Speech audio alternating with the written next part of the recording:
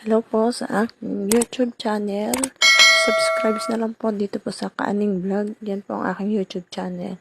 So, ayan na nga po. Nag-start na po tayo. Nag-ready po tayo ng 5 sangkap, ubi condensed, 1 kilo malagkit, 4 na balot na wrapper, and cheese, yung queso ang ginamit ko, at syempre nyuta. So, ayan, nandiyan na po yung price kung magkano po lahat ang ating mga gastos.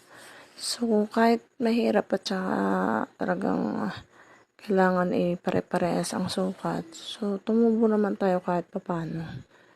Yun nga lang, lagi may natitira kasi hindi talaga totaling ubos. Pero, nag-uumpisa pa lang naman tayo. Darating din tayo sa ating goal sa buhay. Yung makaubos, yumaman.